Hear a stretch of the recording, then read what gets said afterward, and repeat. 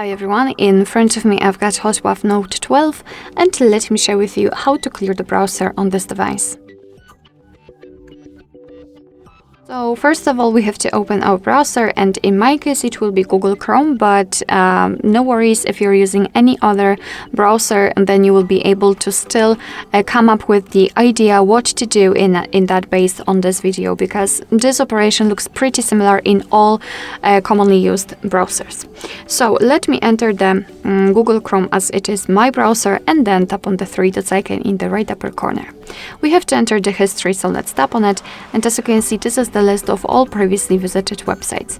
If you want to, you can remove them manually one by one just by tapping on this X button right next to it. However, let's be honest, if this list in your case is really long, it is not really the most efficient way to remove the browsing data.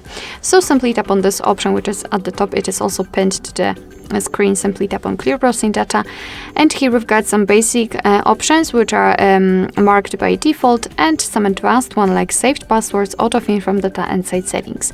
If you want to remove something, make sure that it is marked. So as you can see, I will remove everything. We can change the time range from last hour to, for example, last 7 weeks, 4 weeks, or even all time.